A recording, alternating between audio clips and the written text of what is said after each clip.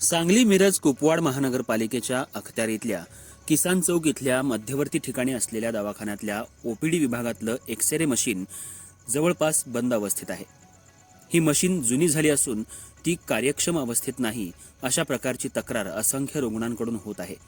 मिरज शहर हे आरोग्याची पंढरी म्हणून संपूर्ण राज्यात ओळखले जातं, पण या मिरज शहरातल्या मध्यवर्ती ठिकाणी असणाऱ्या महानगरपालिकेच्या दवाखान्यातलं एक्सरे मशीन हे बऱ्याच दिवसांपासून बंद अवस्थेत आहे। त्याचबरोबर ईसीजी मशीन हेही बंद अवस्थेत असल्यामुळे मिरज परिसरातल्या आणि आजूबाजूच्या ग्रामीण भागातून येणाऱ्या रुग्णांची अत्यंत अडचण निर्माण झालेली आहे।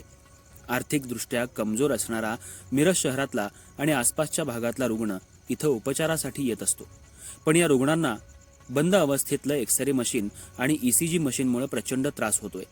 हाडांचा आजार आणि इतर गंभीर आजार असणाऱ्या रुग्णांची इथं गैरसोय होतीये।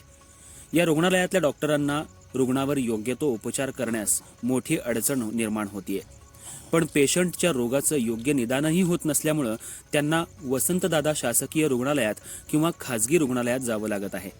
त्यामुळे या गरीब रुग्णांचा आर्थिक खर्च वाढतोय। या गंभीर बाबीकडे तातडीनं लक्ष देऊन महानगरपालिकेचं प्रशासन रुग्णांच्या होणाऱ्या गैरसोयीची दखल लवकर घेईल का, असा नागरिकांमधून प्रश्न उपस्थित होतोय। अर्थराज्य न्यूज मराठीसाठी प्रतिनिधी मनोज सरवदे।